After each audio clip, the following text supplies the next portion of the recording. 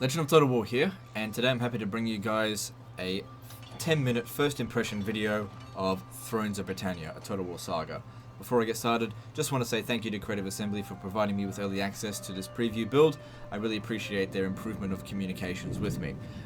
I think it's gone a long way, and I'd like to reciprocate by improving the manner in which I provide criticism. I'm aware that everyone knows that I'm pretty critical of Total War games. I probably will continue to be quite critical. It's only because I want these games to be the best it possibly can be. I'd like to think that my criticism is hopefully constructive. I will try to endeavor to make sure that my criticism is constructive from here on out. Anyway, let's get in and talk about Thrones of Britannia. Two things I want to cover in this. I want to cover the factions that we've got access to, being the Viking, Sea King factions. So this is the Dublin faction in that culture. And then the bulk of what I want to talk about is actually the campaign. So just really quickly, let's talk about this faction here. So this is the Dublin faction. What are their strengths and weaknesses? Strengths on the battlefield, they've got the best, Vikings have the best axe units. No surprise there. They don't have particularly good archers. They don't have particularly good cavalry. No surprise here on the battlefield. More or less, everyone's army rosters are more or less the same, just with different named units. Don't have a problem with it. That's fine. Now, economically, how do these guys differ? Not too much from other cultures from what I've seen in my limited time playing it. Like I said, this is a first impressions, not a review video. Don't expect an in-depth analysis. We will get one from me eventually. I need more time to play. I've had a very short amount of time to do so. I've only played about 10 hours. Anyway, so looking at this.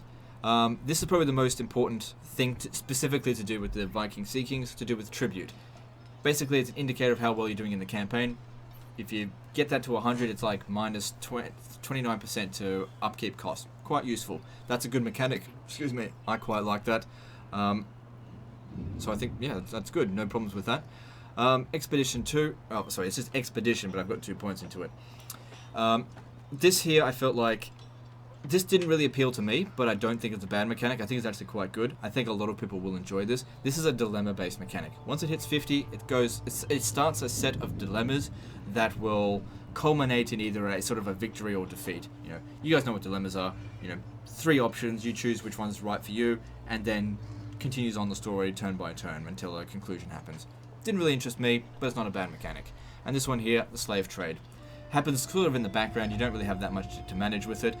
Gain slaves by winning battle, raiding, sacking, or occupying settlements. That's all there is to it. You can't manage these slaves. They'll be sold off over time. It's just a way of making more money for these guys over other factions. That's about it. Now, let's talk about Thrones of Britannia and what I think of it and the guts of what is actually in this game. Now, I know that this game is going to be a bit divisive. There are some people that are going to absolutely love this game for whatever reason, whether you love the battles, the time setting, whatever. And if you love the game, great. But my first 10 hours of playing this game, I don't like this game. I really haven't enjoyed it. I don't think it's a bad game. I just didn't enjoy my time. Like I wanted to do other things. I just didn't want to play this as I was playing it. I just didn't get engrossed into the game. That's what I felt when I was playing this. And I know that a lot of people are going to like it, but it just isn't for me. And I don't think this game here has been designed specifically for me, someone who likes to really manage economies and populations, that kind of stuff, because that kind of stuff is removed from this game almost completely. And that's what really what I want to talk about with this video, which I don't think a lot of other people are going on about. Other people are talking about all the things that are in this game, but what about the things that aren't? What about all the things that are missing? And I think that's somewhat more important, at least it is to me. And that's one of the reasons why I just could not get into this. Like, I breezed through a campaign. I was just so bored. Anyway, you've seen the video that Creative Assembly released saying 5 new things that are in Thrones of Britannia. Well, I'm going to tell you about 10 things that were in Total War Attila that are not in Thrones of Britannia, that have been cut. Now, some of these things are good that they've cut it, but most of them are bad. I cannot approve of basically what they've done with some of these things. So, first thing, there is no population mechanic at all. Now, Total War Attila did not have a very good population mechanic, but it did have a population mechanic, population surplus. In this, it's completely gone. It's gone for a more Shogun 2 style of campaign, where if you've got the money, you can upgrade the settlement. If you've got the money and the food, you can upgrade it, and that's fine.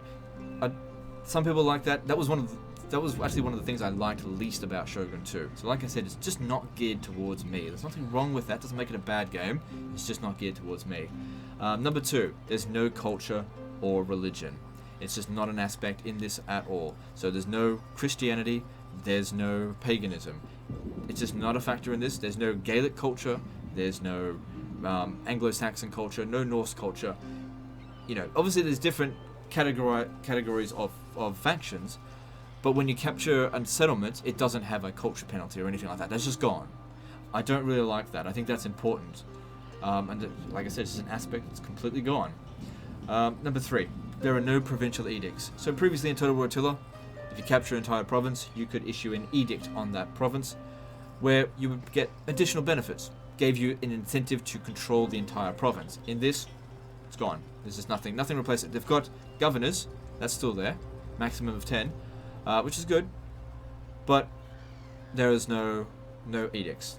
Number 4, there is no more army traditions. Now this is a big one. I think that they screwed up with this by removing it. In Total War Attila, you know, your army could level up alongside your general. When your general dies, your army still retains its traditions. If you disband the army and re-recruit it later on, it retains its traditions. In this, it's not the case. Only the general levels up. I just think it's a lack of depth. They've just watered down the gameplay a little bit. So I didn't like that. Number 5, agents have been completely removed. No priests, no champions, no spies. I don't mind that champions removed personally, but I think they should have been in there. Same with spies and priests. Obviously, you don't need priests because there's no religion. It's just not a factor.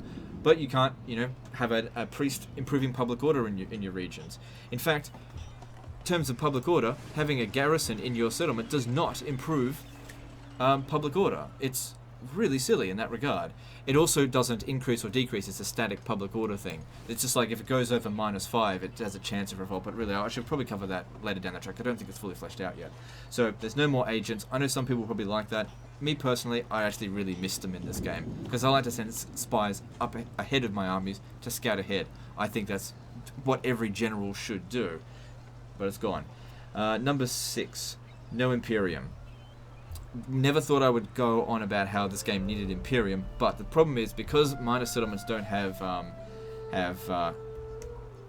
garrisons, you can just hire a general right off the bat and just go and take them with no resistance. So you don't need to have your main force waste a turn by doing it. And so since there's no limited amount of armies you can have just hordes and hordes of little generals running around capturing all the minor settlements, and the AI will not be able to move fast enough to stop you. It's very silly. They need to rebalance this. Maybe they'll do so. I'm just letting them know that's the case. Number 7, there's no navies. Yeah, so no navies separate to armies. Obviously, the armies can move out in the waters, much in the same way as Total War Warhammer. There are manually resolved naval battles, but there's no specific navies. I don't think it's a bad thing because the armies, especially the Vikings, they perform pretty well out in the water, but navies are gone. Didn't really mind, but it's something that is gone. Okay, number 8, there's no mercenaries in the game. The recruitment, the way it works now, which I don't think is a bad thing. I actually kind of liked it. I think they could have done a little bit more with it. I think the Medieval 2 system's better. It's a global recruitment recruitment pool. You recruit what you want if you've got the money and the food. In fact, you can, at the moment, you can over purchase. I see I went over the food surplus. And then you can keep moving. But you can only recruit if you're in the camp stance or in the in a settlement. Number 9. There's no more minor city customization. It's completely gone. So, Iron Mine, it will always remain Iron Mine. No population, no garrison, no customization. And then number 10, there is no more force march, and you cannot ambush armies anymore. It's completely gone. The only stances are left are encamp and raid. So that's it. So that's 10 things. I think it's a big deal that they removed that much stuff from Total War Attila. And that's one of the reasons why I just didn't really enjoy it. Now, really want to preface, I don't think it's a bad game. I think that a lot of people are really going to enjoy this, but it's one of these, because of what they've done here, this makes it not a game for me. I really can't see myself playing this game into the long term. I see myself probably doing one campaign and then shelving this game pretty much indefinitely because it just doesn't have what I want. I'm not angry about it. That's just to say to him, you can't please everyone. They haven't pleased me. It's okay. It's still a good game, I think, for the most part. Anyway, that's the end of this video. Almost at 10 minutes. I don't want to go over. Let me know your thoughts, and I'll see you next time, fuckers.